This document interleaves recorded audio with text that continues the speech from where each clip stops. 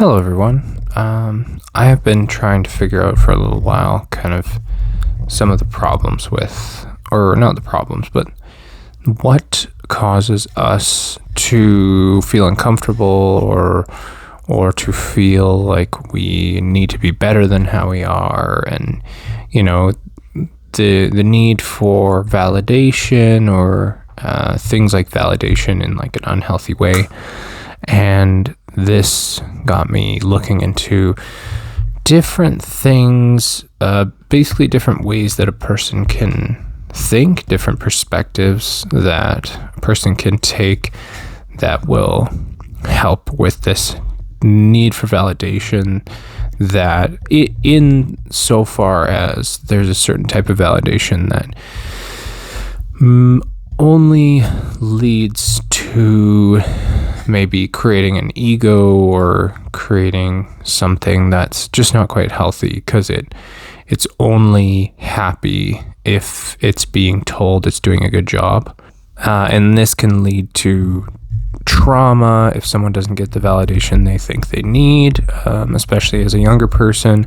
And the other person, let's say the adult in the situation, who isn't able to give the validation is probably dealing with their own trauma based on their lack of validation, or maybe when they were a kid, someone telling them they weren't good enough, and now they believe that about themselves. And so something that I started looking into is humility, and how trying to live more humbly can kind of help us subvert the need for other people's validation, and hopefully lead to a more like stable mindset about life and the way that the things that we need from other people, and basically taking away the need for other people to tell us we're good enough by accepting that we're all humans, and by accepting that we are good enough. And part of being humble is saying that you are good enough and that everyone else is good enough as well. And trying to do your best not to overvalidate, and not to overvalidate yourself either, because sometimes that can be harmful at times. And part of being humble, as far as I think of it anyways, is definitely thinking about other people more than you think about yourself, but also not thinking less of yourself, making sure that you remember you are super important, and taking that realization and that knowledge of your own importance and your own value, and being able to give that back to other people and tell them, hey, you're valuable and you're important, you did a good job here, instead of feeling not valuable yourself and then passing that on to other people by telling them, hey, you suck, hey, or trying to pull them down to the level that you think you're at, instead of lifting other people around you up. I think humility is difficult, and it's a thing that you intentionally do. Some people are more humble than others naturally, but humility is a thing that you can intentionally do on a day-to-day basis. And as far as I can tell, it's basically just being interested in other people. So you say hello when maybe you don't have to. You ask someone how someone's day is, and you sit and take the time to actually listen to their answer, and you don't devalue them by rushing them, because you know that they're just doing their best, whatever that might be.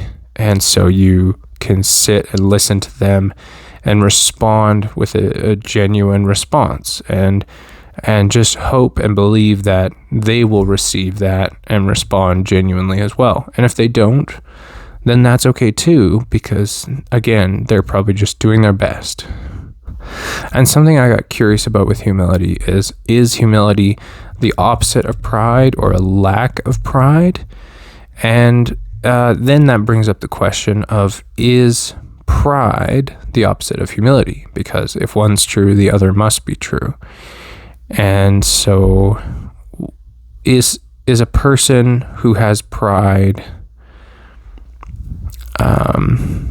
is everyone who lacks pride automatically a humble person? Not necessarily. You could have someone who lacks pride because they're self-deprecating and they don't believe in themselves, and that's no good. But that's not humility. That's something else, and that's a bummer to see that. And so, so someone can lack pride without being humble. So does a person who is humble lack pride? Well, maybe not. They might be very skilled, very good at whatever they do, and so they're proud of what they do, even though they're not braggadocious about it. They still take pride and realize the value of what they do and the skills they have.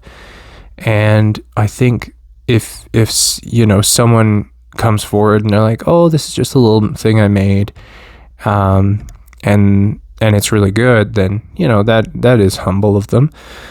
But if someone comes up and they say, oh, I'm not very good, like I kind of suck, and they're being self-deprecating, in like an attempt to be humble about their good work, then that's not, I don't think that's humility. That's sort of a lack of self-confidence. That's its own thing. But I don't think that's humility.